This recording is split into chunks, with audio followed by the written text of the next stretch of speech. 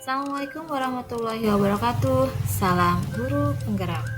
Kali ini kita akan bahas mengenai koneksi antara materi sebagai refleksi dari pembelajaran pada modul 1.1 tentang pemikiran Ki Hajar Dewantara.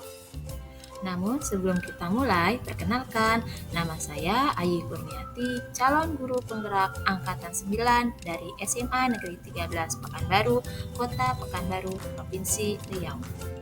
Kali ini kita akan merefleksikan pembelajaran yang kita lakukan di sekolah, apakah sudah sesuai dengan pemikiran Ki Hajar Dewantara tentang filosofi pendidikan ataukah belum. Oke, mari kita simak bersama. Sebelumnya bisa kita lihat bahwa ini adalah kondisi kelas sebelum saya mempelajari modul 1.1 mengenai filosofi pendidikan oleh Ki Hajar Dewantara. Kelas yang bisa saya gambarkan yang pertama adalah kondisinya tidak terorganisir. Kemudian yang kedua, kelas terasa sangat kaku, sangat kali berjarak antara guru dengan siswanya.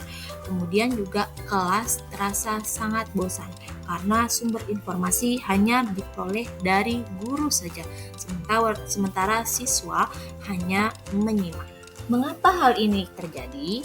Ini terjadi karena yang pertama, pendidikan berpusat pada guru. Artinya, guru sebagai senter dalam proses pembelajaran. Ini menyebabkan guru yang menjadi pusat segala informasi, sementara siswa hanya menyimak apa yang dijelaskan oleh guru, tanpa diberi kesempatan untuk mereka mencari tahu mengenai pembelajaran yang dilakukan. Kemudian yang kedua, siswa merupakan subjek pengajaran, bukan dijadikan sebagai objek.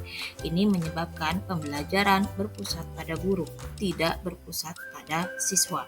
Kemudian yang ketiga, pembelajaran tidak disesuaikan dengan minat dan bakat siswa. Tidak adanya diagnostik yang dilakukan pada siswa menyebabkan bakat dan minat pada siswa itu terabaikan, sehingga mereka tidak dapat mengeksplorasi bakat dan minat yang mereka miliki. Kemudian yang keempat, guru terlalu nyaman dengan model pembelajaran yang dilakukan. Model pembelajaran yang dilakukan biasanya adalah dalam bentuk ceramah. Guru merasa bahwa dengan pembelajaran seperti itu, siswa dapat menyerap pembelajaran lebih optimal. Akibatnya apa? Akibatnya timbullah perilaku siswa yang kurang baik di kelas, seperti tidur, kemudian siswa juga merasa bosan, dan juga siswa sulit untuk memahami apa yang sedang dipelajari. Hal ini tentu saja tidak sesuai dengan pemikiran Ki Hajar Dewantara tentang pendidikan, di mana menurut Ki Hajar Dewantara, pendidikan adalah suatu tuntunan dalam hidup tumbuhnya anak-anak.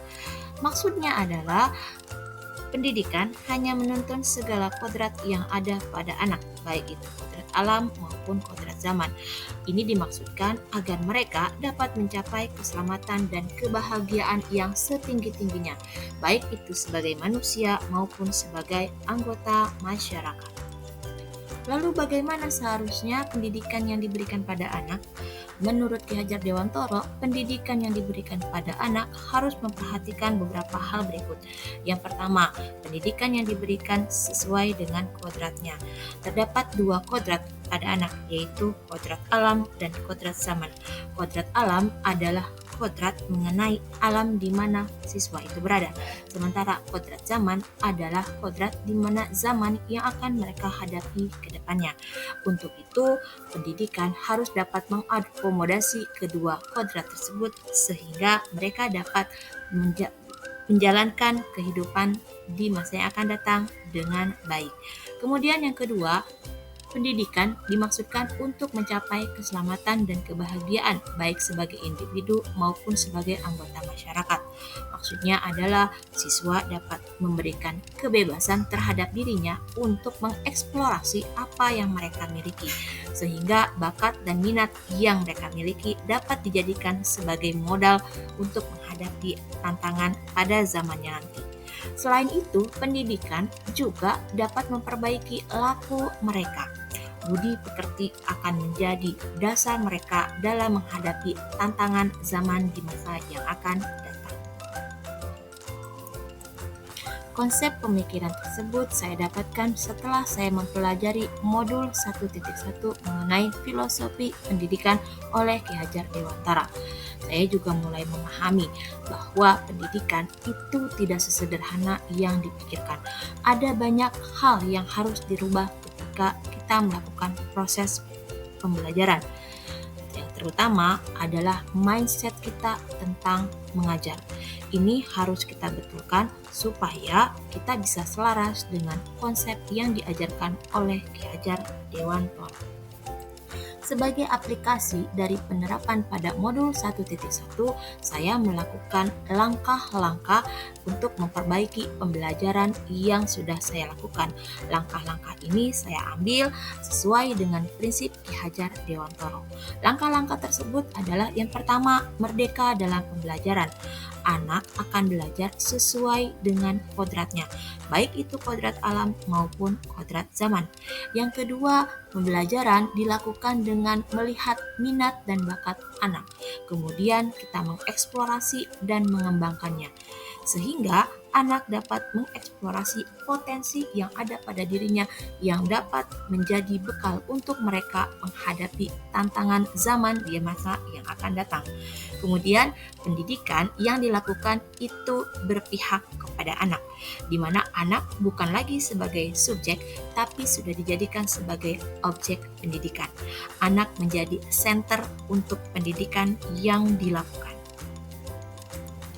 Demikianlah refleksi yang sudah saya lakukan.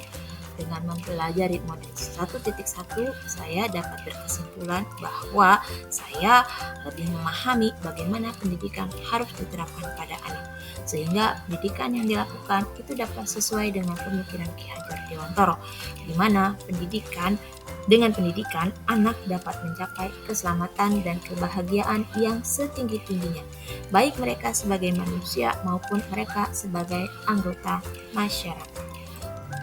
Demikianlah refleksi yang sudah saya lakukan. Semoga dengan melakukan refleksi tersebut saya memperbaiki pengajaran yang sudah saya lakukan. Terima kasih, sampai jumpa di lain kesempatan. Salam guru penggerak, tergerak, bergerak, menggerakkan.